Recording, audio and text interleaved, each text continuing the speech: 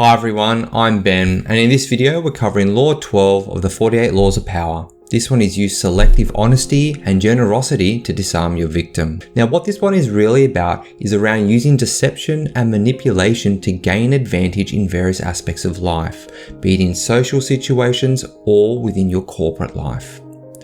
What we're really trying to do here is use calculated honesty and generosity to disarm your opponents, to outmaneuver your rivals, and to secure positions of influence. At its crux, this one is all around, instead of using overt aggression, it's to use strategic gestures of trust and goodwill to manipulate situations and sway opinions and actions to your benefit.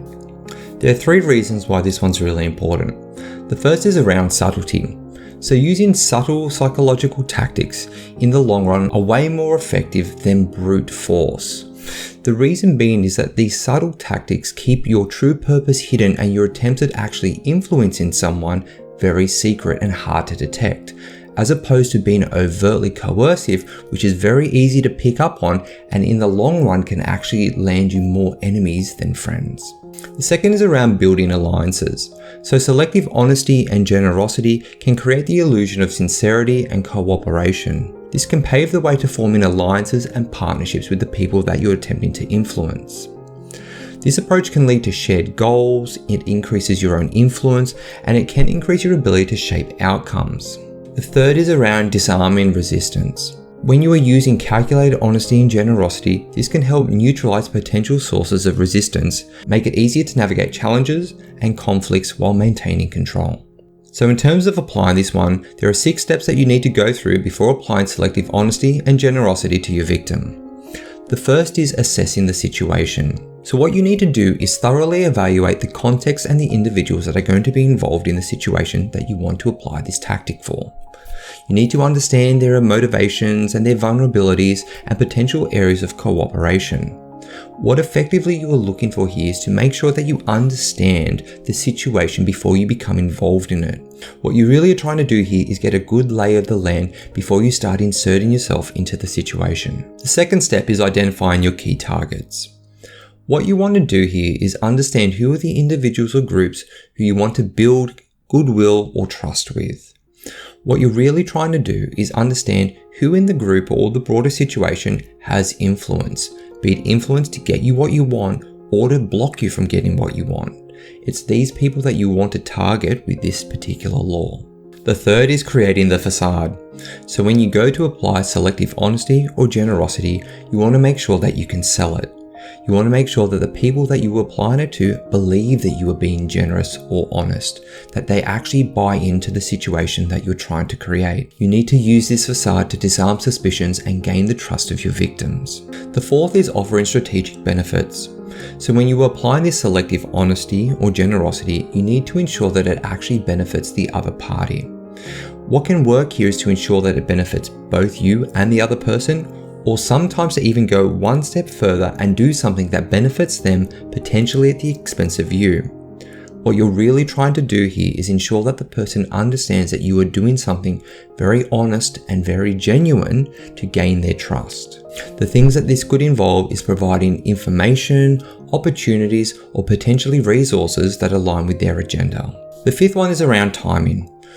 What you really want to do here is use this tactic when it's going to lead to the most significant or favorable advantage or outcome to your situation.